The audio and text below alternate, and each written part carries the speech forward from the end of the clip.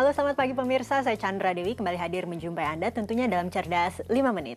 Dan pagi ini kita akan membahas seputar kantong miris karena penyakit kritis. Di studio Metro Manulife telah hadir Bapak Muhammad Irsan, Head of Agency Training and Development dari Manulife Indonesia. Selamat pagi Pak Irsan. Pagi Chandra. Pak Irsan, ini ada pertanyaan dari pemirsa kita yang bernama Pak Dika. Beliau mengatakan bahwa dirinya telah terdeteksi memiliki penyakit darah tinggi dan kolesterol.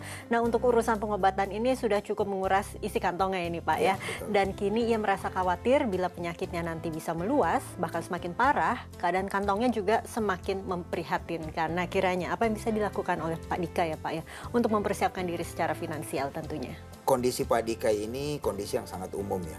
Orang baru merasa memikirkan sesuatu, memikirkan biaya dan sebagainya pada saat itu sudah terjadi. Sementara sebetulnya kita bisa antisipasi jauh sebelumnya. Yeah. Nah untuk kondisi Pak Dika yang sudah terkena, kalau misalnya dia ingin membeli produk asuransi yang bisa mengcover biaya-biaya selama dia sakit nantinya, itu akan lebih, saya nggak mau katakan lebih berat, tapi akan lebih butuh proses lebih panjang dibandingkan dengan orang yang sehat. Kenapa? Karena akan dilihat dulu riwayat penyakitnya, apakah masih bisa diasuransikan atau tidak. Kalau misalnya udah terlalu berat, ya otomatis nggak ada perusahaan asuransi yang mau menerima pengajuan ini. Jadi itu resiko apabila orang mengajukan pada saat sudah terkena penyakit. Tapi tidak ada salahnya Pak Dika tetap mencoba, kalau memang ini baru tahap awal dan dimungkinkan untuk diterima oleh perusahaan asuransi, tetap mencoba untuk mengajukan pembelian program asuransi kesehatan. Tapi otomatis risiko dia sudah lebih tinggi dibandingkan risiko yang normal. Saya sering mendengar bahwa ada yang namanya asuransi kesehatan, ada juga asuransi kesehatan untuk penyakit kritis. Ya, ini betul. Berbeda atau bisa sama Pak? Berbeda.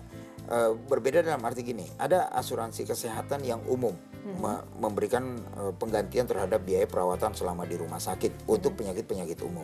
Tapi biasanya ini tidak akan cukup kalau penyakit itu adalah penyakit kritis, misalnya jantung, kemudian harus ada surgery atau operasi yang lebih besar. Nah, ini biasanya ditambahkan dengan asuransi kesehatan terhadap penyakit kritis. Jadi ini tambahan dibandingkan atau ditambahkan dari yang normal tadi.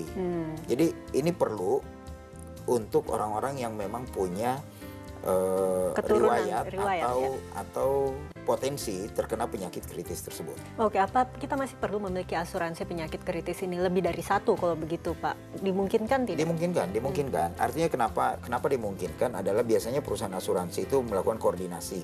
Kalau klaimnya yang cukup besar tidak dibayarkan secara keseluruhan oleh perusahaan A, biasanya kalau dia memiliki lebih dari satu polis yang satunya akan mengcover kekurangan dari apa yang dibayarkan tadi. Oke, tadi kan juga dikatakan bahwa asuransi kesehatan penyakit kritis itu juga sebaiknya dimiliki. Tapi kita juga sering mendapat tawaran untuk memiliki asuransi jiwa. Sebetulnya mana yang harus didahulukan ini Pak Irsan? Asuransi jiwa atau asuransi kesehatan? Ini dua kepentingan atau dua fungsi yang berbeda. Asuransi jiwa itu adalah asuransi yang memberikan proteksi terhadap si tertanggung. Kalau terjadi sesuatu yang mengakibatkan misalkan sampai meninggal dunia, maka akan dibayarkan santunan kepada ahli warisnya.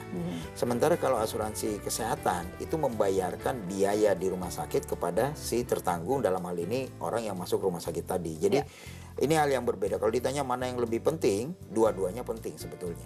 Dua-duanya kita butuhkan. Tinggal bagaimana si tertanggung tadi atau pemegang polis melihat mana kebutuhan yang paling mendesak. Oke, tapi kembali lagi ini mengenai perlindungan lengkap untuk asuransi kesehatan, biayanya untuk membayar premi biasanya agak lebih mahal ini Pak ya. Ada tips dari Pak Irsan barangkali? Intinya kita harus memulai lebih awal, karena semakin muda usia premi akan semakin murah.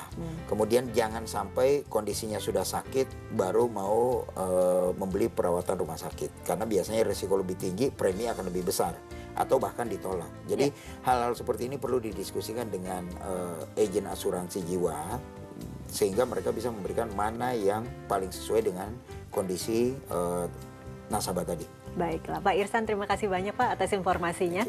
Namun pemirsa, saya harus mengakhiri perbincangan kita kali ini. Saya Chandra Dewi, Cerdas 5 Menit, Cerdas Finansial. Sampai jumpa. Dipersembahkan oleh